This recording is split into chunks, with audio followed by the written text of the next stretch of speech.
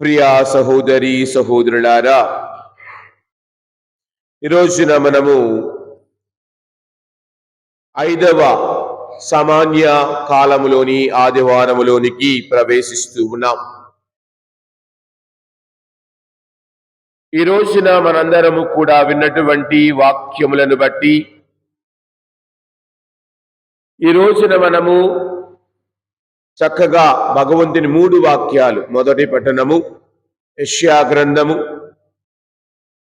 లోని వచనములను ఆలకించాం. 6వ అధ్యాయంలోని వాక్యాలను, మొదటి నుండి వాక్యాలను ఆలకించాం. 2వ పట్టణములో కొరింథీయులకు వ్రాసిన లేఖలో పౌలు గారు తన యొక్క జీవితంలో జరిగినటువంటి విషయములను చక్కగా కూలంకషణంగా మన ముందు ఉంచిన విధానాన్ని మనము చూసి ఉన్నాం. సువార్త పఠనాన్ని గమనించినప్పుడు సువార్త పఠనములో మనందరము కూడా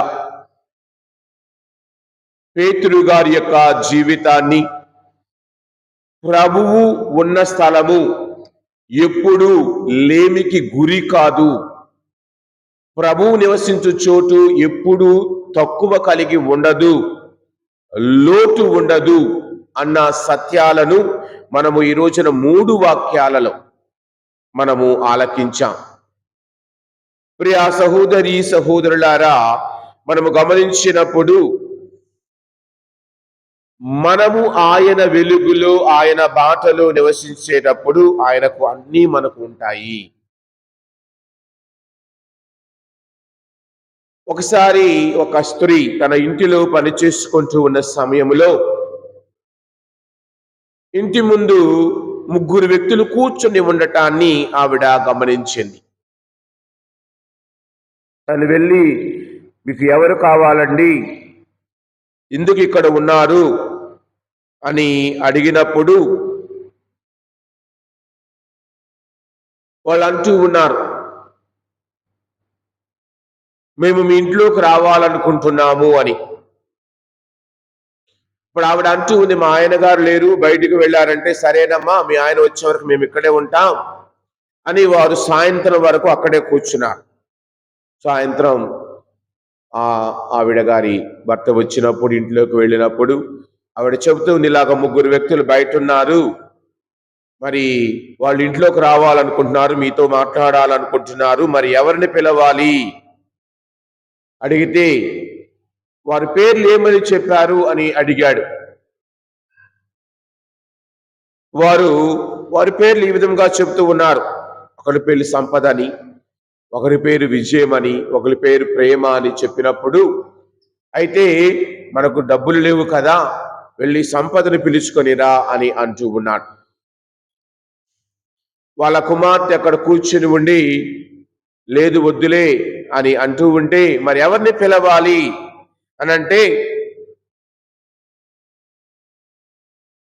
ఆ పాప చెబుతూ ఉంది, ప్రేమను పిలుద్దాం అని చెప్పినప్పుడు ఆ తల్లిదండ్రులు ఇరువురు కూడా ఆ బిడ్డ యొక్క మాటను ఆలకించి వెళ్ళి ఆ స్త్రీ ఆ 3లో ఉన్న మీలో ఎవరో ఆ ప్రేమలోనికి రండి అని అడిగినప్పుడు ఆయనతో పాటు మిగతా 2 కూడా లోపలికి వస్తూ ఉన్నారు. ప్రియా సహోదరి సహోదరులారు, అప్పుడు ఆవిడ అడిగింది, నేను పిలిచినది ఒక్కరనే కదా, మీరు 3 వస్తున్నారంటే? వాళ్ళు అంటూ ఉన్నారు, ప్రేమ ఉన్న చోట అన్నీ ఉంటాయి. ప్రేమ ఉన్న చోట విజయం ఉంటుంది, ప్రేమ ఉన్న చోట సంపదలు ఉంటాయి, ప్రేమ ఉన్న చోట త్యాగం ఉంటుంది, ప్రేమ ఉన్న చోట దయ ఉంటుంది, ప్రేమ ఉన్న చోట సర్వస్వము ఉంటుంది. కనుక క్రీస్తే ప్రేమ అయినప్పుడు క్రీస్తును నీవు నీ జీవితంలోనికి ఆహ్వానించుకుంటే అన్నీ నీకు ఉంటాయి.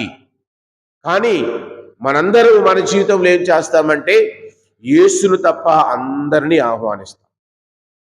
ప్రభువుని తప్ప మనకు అన్నీ కావాలి. వరాలిచ్చేవాడిని వదిలేస్తాం. వరాలిచ్చేవాడు మాకొద్దు, వరాలు మాత్రమే చాలు.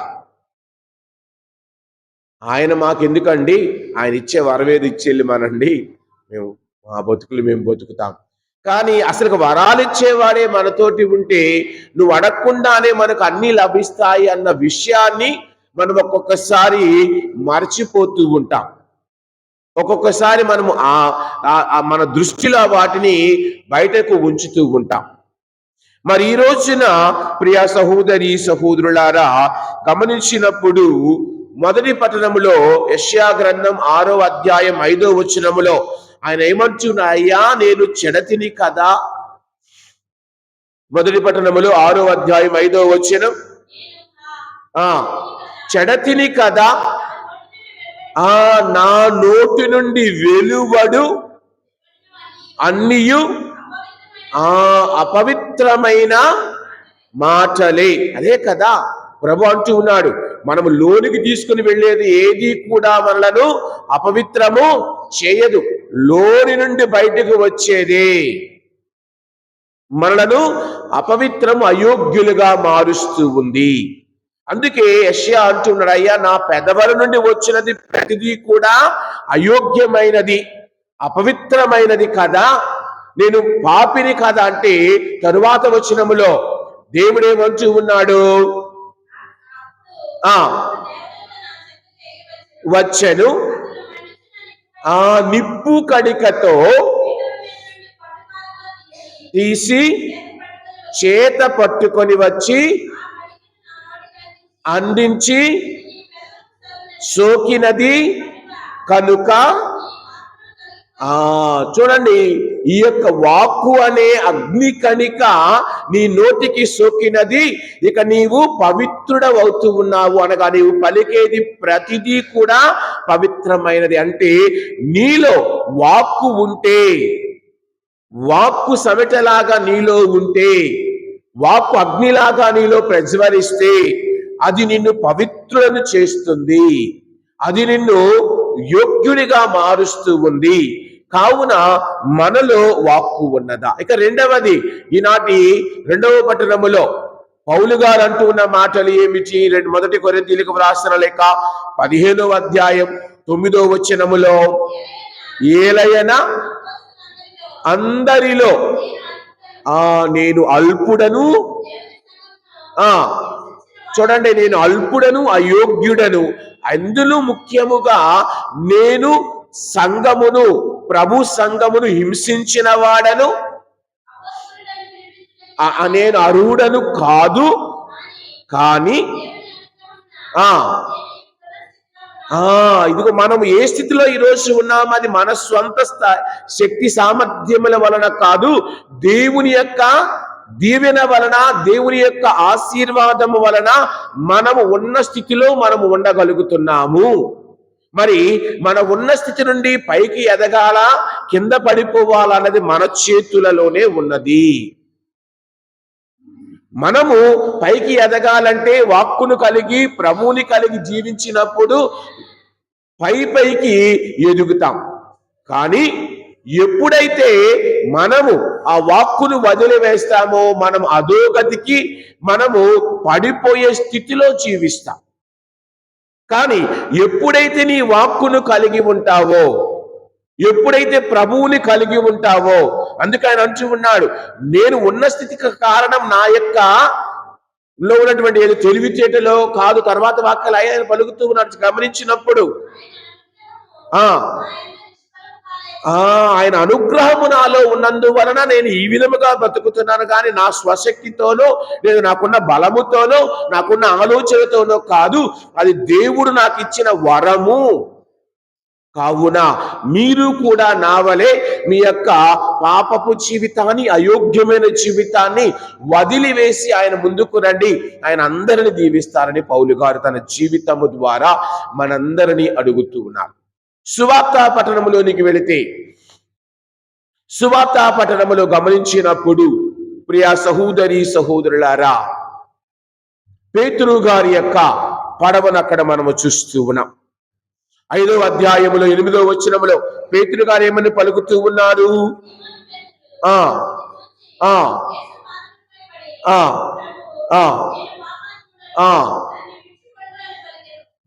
ఆయన పాదములపై పడి, నేను పాపాత్ముడను, నన్ను విడచికొండు అని అడుగుతూ ఉన్నాడు. తన అయోగ్యతను ప్రభు ముందు గుర్తించాడు. కానీ ప్రభువు అతని అయోగ్యతను యోగ్యతగా, అతనిలో ఉన్నటువంటి పాపపు స్థితిని ఉన్నత స్థితికి, నిత్య స్థితి నుండి ఉజ్జలమైన స్థితికి ప్రభువు మార్చటాన్ని ఇక్కడ ఈనాటి 3 వాక్యాలలో చూస్తూ ఉన్నాం. మరి ఈ 3 వాక్యాలు మన అనుదిన జీవితంలో మనందరికీ కూడా మనము వాటిని అంటి పెట్టుకొని జీవించినప్పుడు తెలుస్తాయి. మన జీవితము ఈ ముగ్గురిలో వాని వలె ఉన్నది. కానీ ఈ ముగ్గురు ఎప్పుడైతే ప్రభువుని ఆశ్రయించారో, ఈ ముగ్గురు ఎప్పుడైతే దేవుని దగ్గరకు వచ్చారో వారికి అన్నీ కూడా సక్రమముగా జరిగాయి. వారందరినీ దేనిలో కూడా లోటు లేకుండా ఎదిగారు అన్నది మనము చూస్తూ ఉన్నాం. ఇక రెండవది, ఈనాటి సువార్తలో మనము గమనించినప్పుడు అక్కడ జనులు వచ్చే విధానాన్ని మనము చూద్దాం. సువార్తలోని 2వ వచనము, 2 పడవలను చూచిన. దానికి ముందు వచనములో యేసు ఒక రోజున ఒకసారి ఒక సరస్సు తీరమున ఉండగా జనులు గుంపులు గుంపులుగా వచ్చారని వాక్యము సెలవిస్తూ ఉంది. ఆయనను వినుటకు ఎందుకు వచ్చారు? వాక్యమును వినుటకు వచ్చారు. మనము పోయిన వారం ఎప్పుడు ఒక వాక్యాన్ని చదివాం. ఉపదేశకుడి గ్రంథం 4వ అధ్యాయం 17వ వచనంలో, అది కంఠస్థమై ఉండే వచనంగా పెట్టుకుందాం. ఏమని ఉన్నది? దేవాలయమునకు వెళ్ళినప్పుడు, దేవాలయమునకు వచ్చినప్పుడు నీ ప్రవర్తనను సరిచూచుకొనుము. అచ్చటికి వెళ్ళువారు విధేయతతో వినుటకు వెళ్ళవలెను, కానీ మంచి చెడ్డలు తెలియని మూర్ఖుల వలె కాదు. ఈ రోజు కూడా ప్రజలు గుంపులు గుంపులుగా ఆయన వాక్యమును వినుటకు యోగ్యులగుటకు ప్రభు దగ్గరికి వచ్చారు. మనము ఈ రోజున దేవాలయమునకు ఎందుకు వస్తూ ఉన్నాం? మన ప్రవర్తనను, మన అయోగ్యతను సరిచూచుకొని యోగ్యులుగా మారటానికి, ప్రభువుతో నడవటానికి. అదే పాత బైబిల్లో గమనిస్తే దేవాలయమునకు వెళ్ళినప్పుడు జాగ్రత్తగా మెలగవలయును. అక్కడ మొదటిది ఒకసారి పాత బైబిల్ ఏమన్నది? జాగ్రత్తగా. ఈ నేటి బైబిల్లో కొత్త వచనాలు ఏమని ఉన్నది? నీ ప్రవర్తనను దేని ద్వారా? వాక్కు ద్వారా, క్రీస్తు ద్వారా నీ ప్రవర్తనను సరిచూచుకొనుము అని వాక్యము సెలవిస్తూ. కావున మనము ఆలయమునకు వచ్చినప్పుడు దేని కోసము వస్తూ ఉన్నాం అంటే, మన జీవితములో ఉన్న మన పరివర్తన పొందటానికి. పేతురు గారు చెప్పినట్లుగా, నన్ను నేను సరిచూసుకొని ప్రభు యొక్క వాక్కుతో నేను ఎదిగాను. అయోగ్యుడైన నన్ను, హింసించిన వాడైన నన్ను, పాపి అయిన నన్ను ఆయన దీవించిన విధముగా నీవు కూడా ఆయన యోగ్యులకు పాత్రులయ్యే విధముగా జీవించాలని వాక్యము సెలవిస్తూ ఉంది. ప్రియ సహోదరి సహోదరులారా, కావున ప్రజలు అక్కడ ఆయన మాటను వినటానికి వచ్చారు, ఆయన వాక్కును వినటానికి వచ్చారు. మనము కూడా ఆదివారం ఎందుకు వస్తూ ఉన్నాం? 2 విషయాలకు వస్తూ ఉన్నాం. ఇందాక చదివిన దానిలో నీ ప్రవర్తనను సరిచూచుకొనుము. అచ్చటికి వెళ్ళువారు విధేయతతో వినుటకు వెళ్ళవలయును, కానీ మంచి చెడ్డలు తెలియని మూర్ఖుల వలె కాక బలిని అర్పించుటకు కాదు. బలి అంటే ఈ దివ్య బలిలో ఇక్కడ ఫాదర్ గారు బలి అర్పిస్తూ ఉన్నారంటే ఫాదర్ గారు మాత్రమే కాదు, మన సంఘం అంతా కలిసి బలి అర్పిస్తూ ఉంది. సంఘం అంతా కలిసి దేవునికి అర్పణను ఇస్తూ ఉంది. కావున అందరము కలిసి దేవునికి బలిని అర్పిస్తూ ఉన్న సమయములో నీవు ఏ మనసుతో కూర్చొని ఉన్నావు, ఏ ఆలోచనతో కూర్చొని ఉన్నావు, ఎలాంటి జీవితాన్ని కలిగి ఉన్నావు అన్నది మనందరము కూడా పరికించుకోమని ప్రభువు కోరుతూ ఉన్నారు. ఇక 2వ వాక్యములకు వచ్చినట్లయితే సువార్తలో అక్కడ 2 పడవలు ఉన్నాయి. ఆ 2 పడవలలో ఒక పడవ పేరు ఇచ్చారు, సిమోను పేతురు పడవ. ప్రభు అందులో కూర్చున్నారు. అందులో కూర్చొని వాక్యాన్ని చెబుతూ ఉన్నారు. మరి నీ జీవితపు నామలో ప్రభువుని కూర్చుండబెట్టుకొని ప్రభువు చెప్పే మాటలను ఆలకించే బిడ్డగా నీవున్నావా? లూకాసు సువార్త 10వ అధ్యాయములో ఇద్దరు స్త్రీలు ప్రభువుని తమ కుటుంబములోనికి ఆహ్వానించారు. మార్తమ్మ మరియమ్మలు. 39వ వచనము ఎక్కడో మనము చూస్తాం.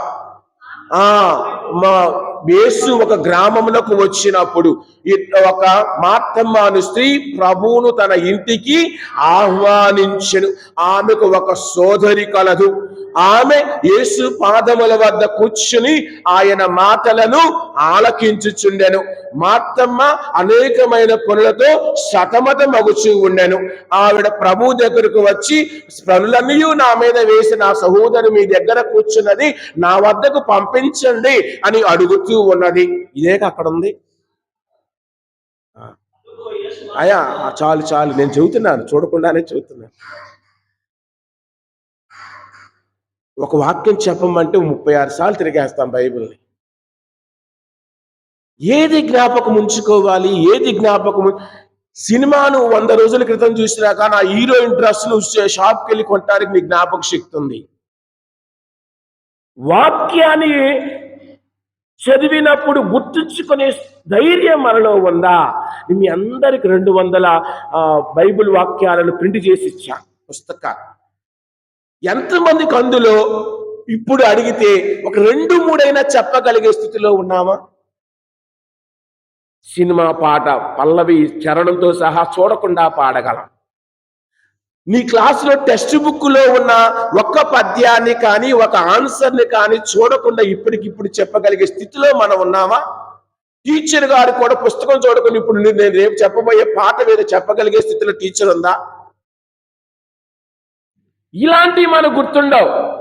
పోస్కోలు కబుర్లు ఉప్పర మీటింగులు అవి మాత్రమే మనకు గుర్తుంటాయి.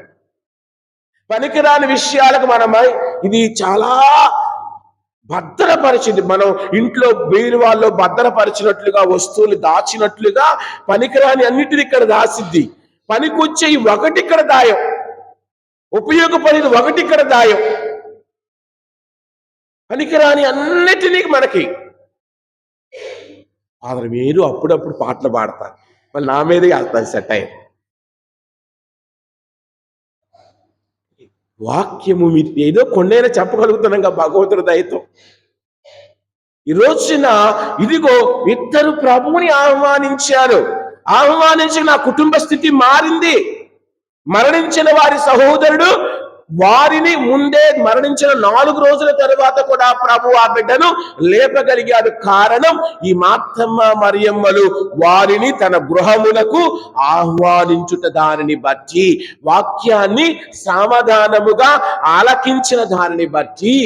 మరి నీ కుటుంబములో దేవుని దీవెన, నీ కుటుంబంలో అద్భుతాలంటే ఏంటి? పడిపోయిన వాళ్ళు లేకపోవడం అయితే కాదు. అద్భుతం రోజు మన జీవితంలో జరుగుతుంది. నీవు లేచిన వెంటనే ఈ రోజున నీ పాదాన్ని భూమి మీద పెట్టగలిగావంటే అది అద్భుతమే, అది అద్భుతమే. మంచం మీద నుంచి వేరే దగ్గరికి వెళ్ళిన వాళ్ళు ఉన్నారు. నీ అంతటి నీవు వెంటిలేటర్ లేకుండా ఆక్సిజన్ గాలిని పీలుస్తున్నావంటే అద్భుతమే కదా. మనమే డబ్బులు ఇచ్చి గాలిని కొంటంలా, చక్కగా దేవుడిచ్చిన గాలిని పీల్చుకుని నడుస్తున్నావు. నీ అంతటా నీవు నడుస్తున్నావు, నీ అంతటా నీవు గాలి పీలుస్తున్నావు, నీ అంతటా నీవు మాట్లాడగలుగుతున్నావంటే అద్భుతమే కదా. ఏం అద్భుతాలండి! అది రోజు చేస్తున్నాంగా. రోజు చేసేవాళ్ళం. ఇంటికి వెళ్ళి 5 నిమిషాలు పడిపోతే నేను హాస్పిటల్కి తీసుకుని వెళ్ళాలి, ఆక్సిజన్ కావాలా. 2 నిమిషాలు చాలు ఇది జరగటానికి. 1 నిమిషం చాలు. ఇక్కడ ఇలా నిలబడ్డాడు కూలిపోతే ఎంతసేపు? ఇవి గుర్తుండవు. ఇవి మనం అసలు అంతేలేండి అని అన్నంత. కానీ ఈ రోజున మనము పేతురుకి ఉన్న బంధాన్ని ఇక్కడ చూస్తూ ఉన్నాం. అలాగని నీ కుటుంబానికి దేవునికి క్రీస్తుకు ఉన్న బంధం బలంగా ఉందా? నీ జీవిత పడవలో, నీ కుటుంబ పడవలో ప్రభువుకి స్థలం ఇస్తున్నావా? పేతురు గారు అనొచ్చు, లేదండి నేను వరలు శుభ్రం చేసుకుంటూ ఉన్నా, మా పని అయిపోయింది, మేము ఇంటికి వెళ్ళాలా, పడవ లోపలికి వెళ్ళటానికి అవదో అనొచ్చు కదా. ఆయన ఏమన్నారు? పడవలో కూర్చోబెట్టగానే పడవను లోనికి తీసుకుని వెళ్ళండి అందు నుండి మాటలు చెప్పాడు. అలాగని ప్రభువు కూడా అనేది, నీవు నన్ను నీలో ఉంచుకుని లోకంలో నడు, నన్ను నీ కుటుంబంలో ఉంచుకొని నీ యొక్క జీవితంలో, ఉద్యోగంలో కానీ మిగతా మాటలు కానీ ముందుకు వెళ్ళు. నేను నీతో ఉంటే నీకు అన్నీ మంచి. చూడండి, ప్రభు ఆ పడవలో ఉన్నప్పుడు ఏం జరిగింది? మూడవ విషయం, ఉపదేశించిన పిదప ఆయన మనందరినీ ఆయన తన మాటలు మనకు చెప్పిన తర్వాత ఊరకు మనల్ని పంపించడు. ఎప్పుడూ కూడా 5,000 మందికి ఆహారాన్ని పెట్టకముందు ఏం చేశారు అన్నీ చెప్పారు. చెప్పిన తర్వాత విన్నారుగా వెళ్ళిపోండి అల్లా, చక్కగా వాళ్ళకి తృప్తికరముగా భోజనమును పెట్టి పంపించారు. ఇప్పుడు పేతురు కూడా రాత్రంతా శ్రమించి ఆకలితో ఉన్నాడు, మళ్ళీ ఈ వాక్యాన్ని విన్నాడు. ఇప్పుడు పేతురుని ఊరకు పంపిస్తే ఎలాగుండిద్ది? ఇంతసేపు నేను వడగడుక్కున్నాను, ఇంటికి వెళ్ళి ఏదో మావిడి వండింది తినేసేవాడిని, ఒక అరగంట ఫాదర్ గారు ఉంచారు, పెట్టకుండా ఇంటికి పంపిస్తున్నాడు. ఆయన ఆదివారం మాకు టిఫిన్ పెట్టచ్చు కదా ఫాదర్ గారు, ఇక్కడ పెట్టకుండా 9:30కి ఇంటికి పంపిస్తున్నాడు. షుగర్ పేషెంట్లో ఉన్నాం. కానీ ప్రభు ఇక్కడ ఏం చేస్తూ ఉన్నారు? ఆయన అంటూను, అయ్యా లోపలికి వెళ్ళాం కదా, వలవేయి. ఇప్పుడు జాలరికి తెలుసా చేపలు ఎక్కడ ఉంటాయో, ఎప్పుడు పట్టాలో? యేసు ప్రభు వడ్రంగి, పేతురు చేపలు పట్టేవాడు. వడ్రంగికి తెలుసా, చేపలు పట్టేవాడికి తెలుసా చేపలు ఏ సమయంలో దొరుకుతాయి, ఎప్పుడు దొరుకుతాయి, ఎటు వేయాలి, ఎక్కడని? ఇక్కడ ఈ వ్యక్తి ఆయన చెబుతూ ఉన్నాడు, నువ్వు వల వెయ్యి. మనం అంటాం, ఫాదర్ గారండి మీరు ఎక్కడో లోపల కూర్చుంటారు, మా కుటుంబం గురించి మీకేం తెలుసు, మా బాధలు మీకేం తెలుసు, మా ఆయన గురించి మీకేం తెలుసు, మా ఆవిడ గురించి మీకేం తెలుసు, మీ ముందు ఇలా కనపడింది కానండి, ఇంటికి వెళితే కానండి అసలు స్వరూపం బయటపడదండి అని చెప్పేవాళ్ళు ఉంటారు. అయినా తెలిసేది అన్నం ఒక మెతుకు పెట్టి చెప్పొచ్చు, ఉడికిందా ఉడకదా అన్నది. 4 సంవత్సరాలు ఫాదర్ గారు మీ మధ్య ఉన్నారంటే సగం కుటుంబాల గురించి, అలాగనే ఫాదర్ గారి పుట్టు పూర్వత్రాల గురించి మీకు తెలియకుండా ఉండిద్దా? అన్నీ తెలుస్తాయి, కానీ తెలియనట్టు గుమ్మగా కూర్చుంటాం, మన్ను తిన్న పాములాగా కూర్చుంటాం. ఈ రోజున ప్రభు అంటున్నాడు ఆయనతో, నీ వల వేయుము. నీకేమీ లేవు అంటున్నావు కదా, బాధపడుతున్నావు కదా, వాక్యాన్ని విన్నావు కదా, నేను చెప్పినట్లు చెయ్యి. నీ పడవలో నీ జీవితంలో నేను నన్ను తీసుకొని వెళుతున్నావు కదా, నీవు నన్ను తీసుకొని వెళుతున్నప్పుడు నీ పడవ వల వెయ్యి, నీకు అన్నీ దొరుకుతాయి. నీకు అన్ని ఏది కావాలో అన్నీ దొరుకుతాయి. కావున ప్రియ సహోదరి సహోదరులారా, ఆయనను వదిలివేయకుండా ఆయనను అంతి పెట్టుకొని జీవితం గమనించండి. మనకున్న దానిని, పేతురు తనకున్నది ఇచ్చాడు, అక్కడ పడవనిచ్చాడు, ఇంకంతకు మించి ఏమి ఇవ్వాల. మార్తమ్మ మరియులు ఏమిచ్చారు? తన గృహములో ఆయనకు కొద్దిగా చోటు ఇచ్చారు.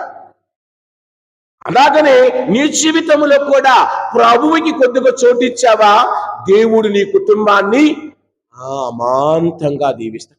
కొన్ని వాక్యాలు 2వ కొరింథీయులకు రాసిన లేఖ 9వ అధ్యాయం 8వ వచనములో పేతురు గారు చెబుతున్నారు ప్రభు మాటలను. ఏమిటి?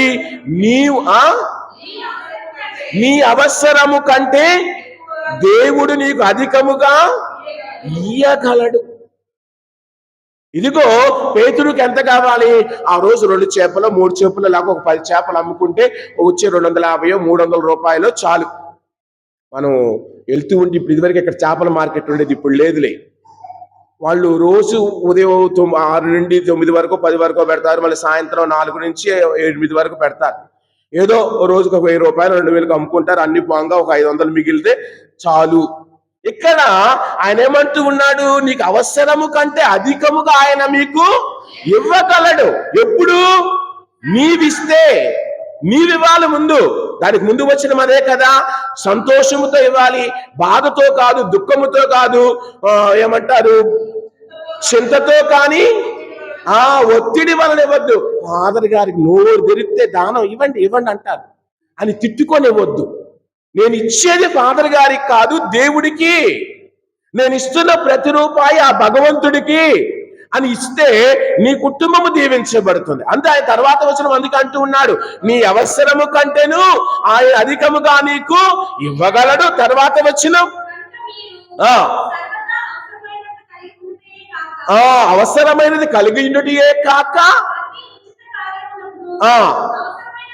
అవసరమైన దానికంటే మనకు అవసరమైన దానికంటే ఎక్కువ కలిగి ఉంటాము. ప్రభు శిష్యులు గ్రామానికి పంపించినప్పుడు ఏమన్నారు? మీతో చేతి కర్ర ఉంటే చాలు, చెప్పులొద్దు, జోలెవద్దు, బట్టలు కూడా వద్దన్నారు. ఇప్పుడు మనకి ఇల్లుంది, వాకిలుంది, బ్యాంకులో బ్యాలెన్స్ ఉంది, ఇంట్లో బట్టలన్నీ ఉన్నాయి, మనకు ఒక నెలకి 2 నెలలకు సరిపోయిన అన్నీ ఉన్నాయి. అంటే మనకు కావలసిన దానికంటే అధికముగా దేవుడు ఇచ్చాడు. నీవు కృతజ్ఞత కలిగి ఉన్నావా? మంచి మనసానికి వందనాలు చెల్లిస్తూ ఉన్నావా? నీవు ఇవ్వగలిగినప్పుడు దేవుడు నీకు అధికముగా ఇస్తాడు. ఇంకొక వచనం చూద్దాం, సామెతల గ్రంథం 11వ అధ్యాయము 25వ వచనములో ఆయన నీకు అధికముగా దీవిస్తాడు, అధికముగా అనుగ్రహిస్తాడు. 11:25లో ఉదారముగా ఇచ్చేవాడు వృద్ధి చెందును, నీళ్లు పోయి వారికి దేవుడు నీరు పోయును. ఉదారముగా ఇచ్చేవాడు వృద్ధి చెందును.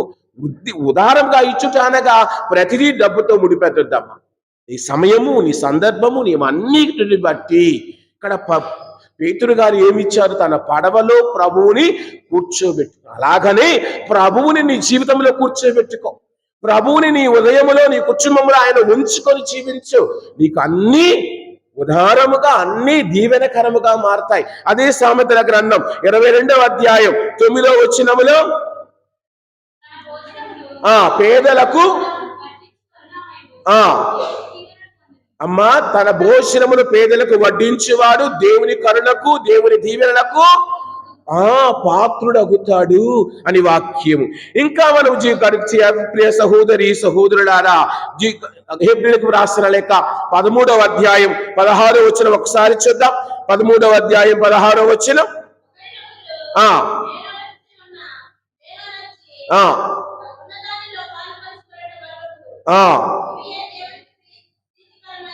అంటే మనకు ఉన్న దానిని ఇతరులతోనూ, నీ కుటుంబ సభ్యులతోనూ పంచుకోవటం వలన. ఈ మధ్య మీరందరూ టిక్ టాక్లు ఇవన్నీ చూస్తూ ఉంటారుగా.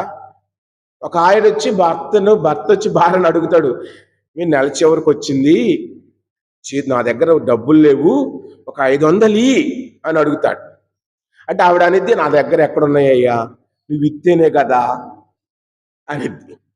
సరేలే అయిపోయింది. సాయంత్రం ఆఫీస్ నుంచి వచ్చి టీ పెట్టమంటావా అని అడుగుతాడు.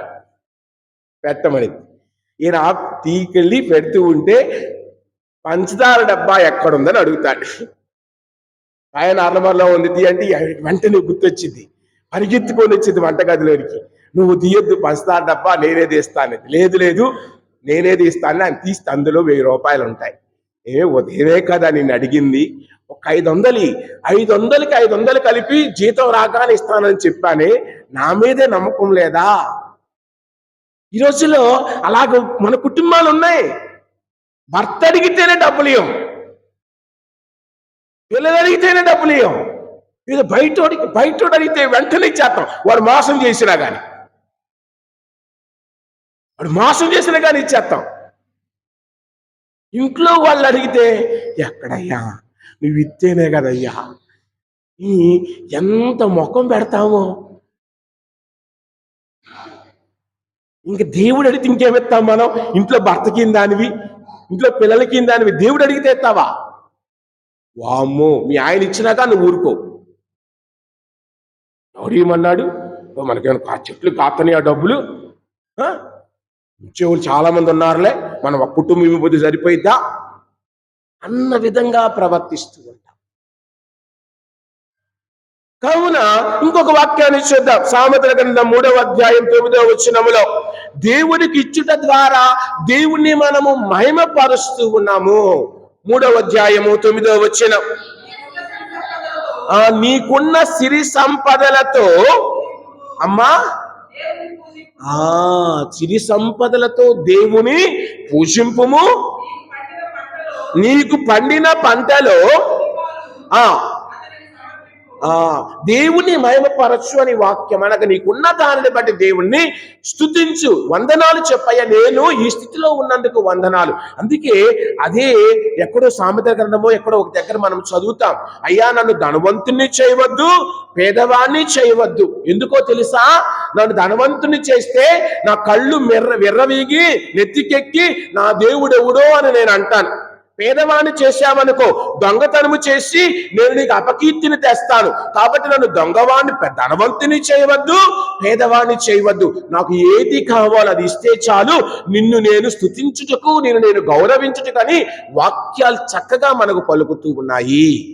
కావున ఈ రోజున నీకున్న దాన్ని బట్టి ప్రభువుని స్తుతించు, ఆరాధించు. కావున ఈ రోజున విన్నటువంటి 3 పట్టణాలలో కూడా ఆ 3 వ్యక్తులు చేస్తున్నది అదే. యెషయా గ్రంథములో అలాగనే పౌలు గారు చెప్పిన మాట, పేతురు గారు చెప్పిన మాట, ఇదిగో అయ్యా మేము పాపాత్మలం అయోగ్యులమైన ఆయన పాదముల మీద పడ్డారు, ఆయన పాదముల మీద ఉండి ఆయన అడిగారు. అటులనే చదువుతూ ఉంది. కావుననే ప్రియ సహోదరి సహోదరులారా, ఆయన మాట వింటే మనకు అన్నీ జరుగుతాయి. ఆయన మాట వింటే మనకు అన్నీ, అదే అంటారు కదా, పెద్దల మాట పిల్లలు వింటే వాళ్ళకు అన్నీ చక్కగా జరిగిపోతాయి. ఈ రోజుల్లో వినే స్థితిలో మనం లేము. మన మాట వేరేవాడు వినాలి, కానీ మనము ఇతరుల మాట వినే స్థితిలో మనము లేము. పిల్లలతో సహా పెద్దలతో సహా అందరూ నా మాటే వినాలి, నేనే గొప్పవాణ్ణి అన్న విధముగా ఉంటున్నా. కానీ ఈ రోజున కొన్ని వాక్యాలు చూద్దాం ప్రియ సహోదరి సహోదరుల, కొన్ని వాక్యాలను చూద్దాం. ప్రభువు మాట విన్నట్లయితే, ప్రభువు మాటలో మనము వాక్యాన్ని చూసుకొని ముందుకు వెళితే మనకన్నీ మంచి జరుగుతాయి. యోహాను సువార్త 2వ అధ్యాయములో మరియ తల్లి సేవకులతో ఒక మాట చెబుతూ ఉంది. ఏమని? వాళ్ళు ఏం చేశారు? అది ఎవరు నింపమన్నారు? మరే తల్లి బాలలు నింపమని చెప్పిందా? అప్పుడు ఆయన చెప్పినట్టు చేయమంటే ఎవరు చెప్పారు బాణాలు నింపమని? మరి అక్కడే వచ్చింది మన సావంతా, అక్కడే ప్రాబ్లం వచ్చింది. ఆవిడ అంది నా కొడుకు చెప్పినట్లు చేయమంది, కానీ అది నేను చెబుతున్నాను రాత్రి బాణాలు నింపమని మరీ తెల్ల అల్లా. అదే మనతో వచ్చిన ప్రాబ్లం. సగం వింటాం, అరాకొరా వింటాం. ఆయన చెప్పినట్టు ప్రభు ఏం చెప్పారు ఆ సేవకులతో? 6 రాతి బాణలను నీటితో నింపమన్నారు. వాళ్ళు ఏం చేశారు? ఏం సార్ చాలా పెద్దయి, ఏం నింపుతాం? ఈ రోజుల్లో పనికి వచ్చినప్పుడు ఈ రోజు ఈ దయ్యా నీ పని అంటే మాకు ఇది చెప్పలేదండి, మాకు అది చెప్పారండి, ఇంత పని మేమేం చేస్తామండి, ఈ కూలికి మాకు వల్ల కాదండి అంటే కూర్చోబెట్టి సాయంత్రం దాకా అన్నం పెట్టి డబ్బులు ఇచ్చి పంపిస్తారు. మరి ఈ రోజుల్లో పనికొచ్చిన ప్రతి వాడు చెప్పేది అదే, ఏం చేస్తామండి ఇంత పనా? ఒకప్పుడు పనికొస్తే మచ్చటంగా చేసుకొని వెళ్ళిపోయేవాళ్ళు. ఈ రోజుల్లో వచ్చేదే 11ంటికి, పోయేదే 5:30కి ముందే. ఈరోజు ఇక్కడ ప్రభువు వారితో అన్నారు, అయ్యా మీరు ఆ రాతి బాణలను నీటితో నింపండి. సేవకులు యేసు చెప్పిన మాటను జవదాటకుండా నింపారు. వాళ్లే కొద్దిగా నీటిని ముంచుకొని విందు నడిపడి పెద్ద యొద్దకు తీసుకొని వెళ్ళారు. అది వాళ్ళ చేతుల్లోనే నీరు ద్రాక్షారసంగా మారింది, ప్రభు చేతుల్లో మారలా. ఆయన ఏమన్నాడు నింపిన తర్వాత? గమనిస్తే మీరు చక్కగా చదివితే వాక్యాన్ని,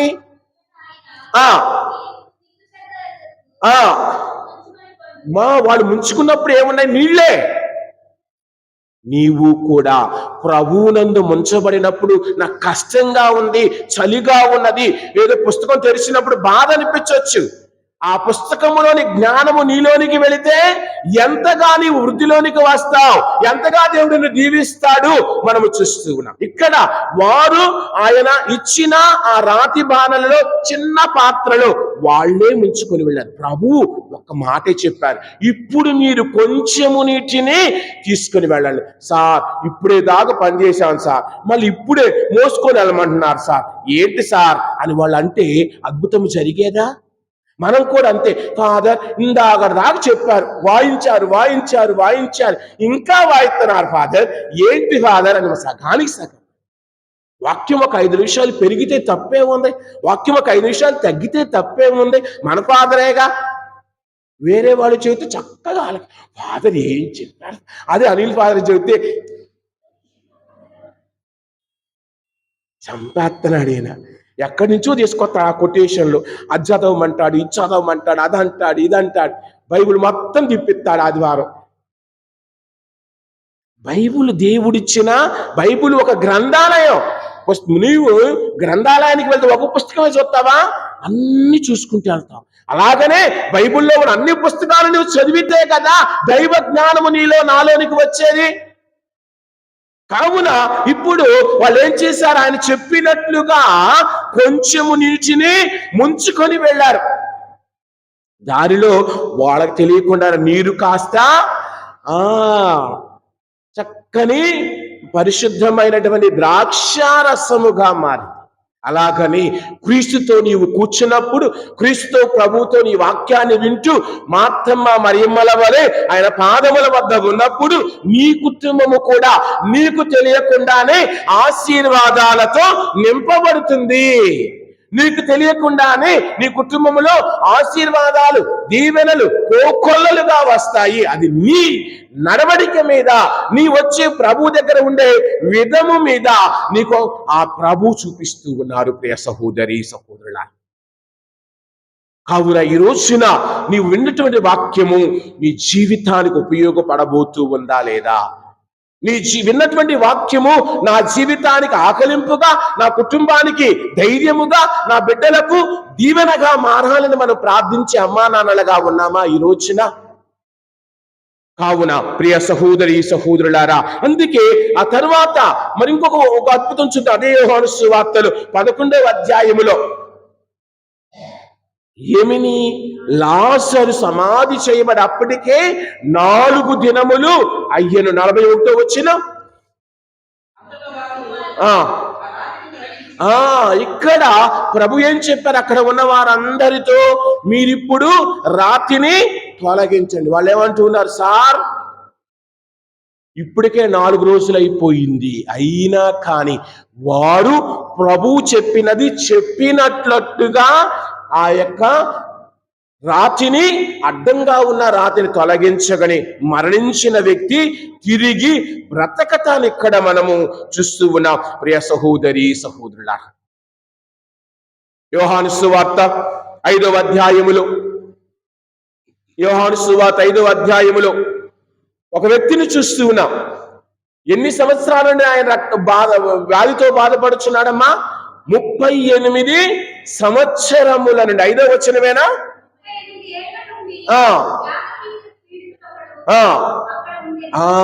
38 సంవత్సరాలంటే జీవితం అయిపోయినట్లే. దాదాపుగా అంటే 1వ సంవత్సరం నుంచి జబ్బు రాదుగా. మనకు జబ్బులు వచ్చేది ఎప్పుడు? గబ్బు పనులు చేస్తేనే. 20 సంవత్సరాల దాకా ఎలాంటి గబ్బు పనులు మనం చెయ్యం. 20 తర్వాతే మనం చేసే వెధవ పనులన్నీ. 20 దాకా అమ్మా నాన్న మాట వింటాం కాబట్టి శుభ్రంగా బతుకుతాం. ఎప్పుడైతే అమ్మా నాన్న మాట వినకుండా దుడుకు వాడిగా నువ్వు బయటికి వెళ్ళిపోయావా, కూతురైనా కొడుకైనా అన్ని జబ్బులు నీ. అందుకే కదా యెషయా గ్రంథంలో మనం చదివాం, అరికాలి నుండి నడినెత్తి వరకు నీ శరీరములో ఒక్క భాగము కూడా పవిత్రమైనది, ఆరోగ్యకరమైనది లేదు. అందుకే ప్రియ సహోదరి సహోదరులారా, ఇదిగో 20 సంవత్సరాలకు జబ్బు వచ్చింది అనుకున్నా, 20 + 38 ఎంత? 58. ఇంకో 2 సంవత్సరాలు 60 అంటే చచ్చిపోయినట్టే. 60 సంవత్సరాలు దాటితే మనకి ఇంకా మనం ఆ టికెట్ బుక్ చేసుకోవటం, ఎప్పుడో పిలుస్తాడు ఆయన మనల్ని, అన్ని ఇల్లు సర్దేసుకొని బ్యాగ్ రెడీగా ఉంచుకోవాలి. ఏం బ్యాగ్ రెడీగా ఉంచుకోవాలా? నీ మంచితనం అనే బ్యాగ్, నువ్వు చేసిన మంచి పనులు అనే బ్యాగ్ నీ పక్కన ఎప్పుడు ఉంచుకొని రెడీగా ఉండాలా. నీ భార్య నీతో రాదు, నీ కొడుకులు నీతో రారు, నువ్వు సంపాదించి నీతో రాదు, నీతో వచ్చేది నువ్వు చేసిన మంచి పనులు అనే సంచే. కావున దాన్ని 60 సంవత్సరం, ఈ రోజులు 50కే రెడీ చేసి, ఎప్పుడైనా రెడీ. ఈ రోజుల్లో అది 50 కాదు, 25కి రెడీ అవ్వాల్సిందే. ఎప్పుడు అయిపోయిందో తెలియదు, ఎప్పుడు అయిపోయిందో తెలియదు ఈ ఊపిరి. ముక్కు రంధ్రములో ఊపిరి ఉన్న మానవుడు, అల్ప మానవుడు ఎంతటి వాడని వాక్యం సెలవిస్తుంది. నా మాటలు కాదు, వాక్యాలు ఉన్నాయి. కావున నిన్ను నీవు ఎప్పుడూ సిద్ధపరచుకోవాలి. అదే కదా ఇక్కడ మనం చూస్తూ ఉన్నది. ఈ వ్యక్తి 38 సంవత్సరాల దగ్గర ఒకే స్థితిలో ఉన్నప్పుడు ప్రభు వారిని చూచి కనికరపడ్డాడు. ఇతనికి ఏదో నేను చెయ్యాలి. అలాగని మన వైపు కూడా ఆయన చూచినప్పుడు, ఈ బిడ్డ ఈ స్థితిలో ఉన్నాడు, ఈ స్థితి నుండి బయటకు తీసుకుని రావాలి, ఈ బిడ్డకు నేను సహాయం చేయాలి అన్నాడు. ఒక్క మాట, ఏం చేయాలా ప్రభు? నీ పడకను తీసుకొని వెళ్ళు అన్నాడు. అప్పటి వరకు కదలేని వాడు వెంటనే ఆయన చెప్పగానే లేచాడు. అయ్యో నేను లేగలేనండి, అయ్యో నా చేతులు పట్టుకుపోయాయండి అని అనలేదే. అంతకుముందు ఏమన్నాడు? అయ్యా నేను నెలలోకి దూకుదామంటే నాకంటే ముందు వేరే వాడు వెళ్తూ ఉన్నాడు అన్నాడు. ఇప్పుడు ప్రభు ఒక మాట అనగానే లేచిపోయాడు, జింక పిల్ల మాదిరిగా. మరి దేవుని వాక్కుకు అంత శక్తి ఉంటే ఇక నీ జీవితాన్ని ఆయన చేతుల్లో పెడితే ఇంకా నీ కుటుంబం దీవించబడదా? నీ కుటుంబం ఆశీర్వదించబడదా? ఇంకా ఎప్పుడు పాత విషయాల గురించి మనం ఆలోచిస్తాం, పాత పద్ధతుల గురించి ఆలోచిస్తాం, పాత తెలివితే వదిలేద్దాం. ఆయన ముందుకు వచ్చాను కదా, ఆయన దీవిస్తాడు కదా. ఇక పాతవి ఆయన అంటూ ఉన్నాడు, నేను పాత విషయంలో మర్చిపోతున్నాను దేవుడు అంటూ ఉంటే, మనం మాత్రం ఆ రోజు అలా జరగబట్టే నేను ఇలాగున్నాను అనుకుంటావు. కరెక్టే, ఇక్కడికి వచ్చాను కదా, అది జరిగిందయ్యా, ఇది ఇవ్వు అని అడుగుతున్నాక ఇస్తానికి సిద్ధంగా ఉన్నాడుగా.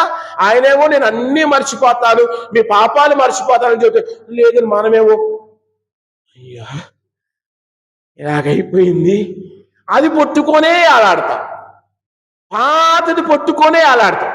ఆయన నేను మర్చిపోతాను ఆయన అంటూ ఉంటాడు దేవుడు, మనమేమో మర్చిపోతాను మనం చేస్తూ ఉంటాం. మనం మర్చిపోదాం, జరిగిందేదో జరిగిపోయింది, పాత విషయాలకి నేను జ్ఞప్తికి తెచ్చుకున్న వాక్యమే చెబుతూ ఉంటే మనము కూడా ప్రభు ముందు ఉన్నాం. మన పాత విషయాలను మర్చిపోదాం. దేవుడు మన కుటుంబాలను ఆశీర్వదిస్తాడు, మన కుటుంబాలను దీవిస్తాడు కదా.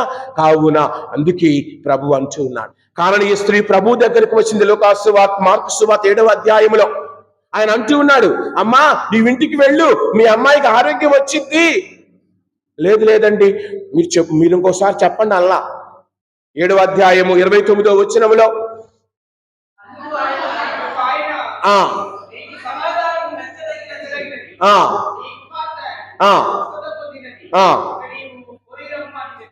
ఇక్కడ ప్రభు వాక్యం విన్న తర్వాత నీకు ఆలోచన ఇస్తాడు, నా కుటుంబానికి అన్ని ఇస్తాడని. ఇక్కడ అంటావా, బయటికి ఆ గేట్ దాటి బయటికి వెళ్ళగానే మళ్ళీ ఇదేంట్రా బాబు ఇలాగైపోయింది అని అనుకుంటా. ఆయనేమో నువ్వు ఇంటికి సమాధానంతో పోయిరమ్మమ్మా, నీ విశ్వాసం మెచ్చదగింది, నా ముందు కూర్చున్నావు కదా, నువ్వు ప్రార్థించావు కదా, నీకు అన్ని ఇచ్చేసాను కదా అని ఆయన అంటే, మనమేమో లేదండి మాకు పాతయే కావాలి.